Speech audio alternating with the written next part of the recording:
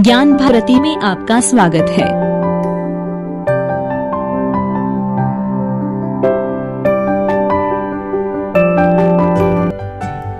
क्या तारों की तुलना में कुछ भी बुरा है?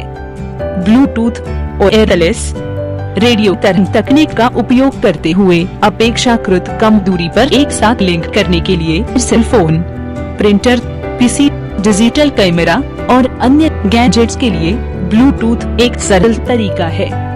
यह उत्सुक नाम एक डेनिश राजा हेरल्ड ब्लूटूथ से आता है, जिसने 10वीं शताब्दी में स्कैंडिनेवियाई लोगों को एकजुट किया था।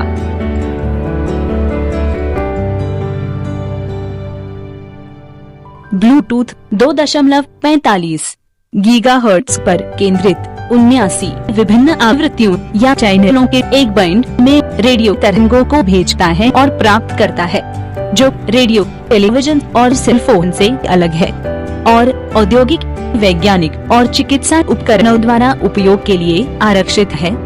चिंता न करें, आप अपने घर में ब्लूटूथ का उपयोग करके किसी के जीवन समर्थन मशीन के साथ हस्तक्षेप नहीं करने जा रहे हैं, क्योंकि आपके ट्रांसमीटरों की कम शक्ति आपके संकेतों को दूर नहीं ले जाएगी। ब्लूटूथ की कम दूरी के ट्रांसमीटर इसके सबसे बड़े प्लस पॉइंट्स में से एक है। वे वस्तुतः कोई शक्ति का उपयोग करते हैं और क्योंकि वे दूर तक यात्रा नहीं करते हैं, सैद्धांतिक रूप से वायरलेस नेटवर्क की तुलना में अधिक सुरक्षित है, जो लंबी दूरी पर संचालित होते हैं, जैसे कि वाईफाई, जो व्यवहार में कुछ सुरक्षा चिंताएं हैं। ब्लूटूथ डिवाइस स्वचालित रूप से पता लगाते हैं और एक दूसरे से कनेक्ट होते हैं और उनमें से 8 तक किसी भी समय संचार कर सकते हैं। वे एक दूसरे के साथ हस्तक्षेप नहीं करते हैं, क्योंकि प्रत्येक जोड़ी उपकरण 79 उपलब्ध चैनलों में से एक अलग का उपयोग करता है। यदि 2 डिवाइस बात करना चाहते हैं, तो वे एक चैनल को बेतरतीब ढंग से उठाते हैं और अगर वह पहले से ही ले लिया गया है, तो बेतरतीब ढंग से दूसरों में से एक पर स्विच करते हैं। एक तकनीक जिसे स्पेक्ट्रम आवृत्ति होपिंग के रूप में जाना जाता है। अन्य बिजली के उपकरणों में से और सुरक्षा में सुधार के लिए हस्तक्षेप के जोखिमों को कम करने के लिए उपकरणों के जोड़े लगातार आवृत्ति या फ्रीक्वेंसी का उपयोग कर रहे हैं, जो 1 सेकंड में हजारों बार होता है। जब 2 या 2 से अधिक ब्लूटूथ डिवाइसों का समूह एक साथ जानकारी साझा कर रहा होता है, तो वे एक तरह का एडहॉक मिनट कंप्यूटर नेटवर्क बनाते हैं, जिसे एक पिकोनेट कहा जाता है। अन्य उपकरण किसी भी समय किसी मौजूदा पिकोनेट में शामिल हो सकते हैं या छोड़ सकते हैं।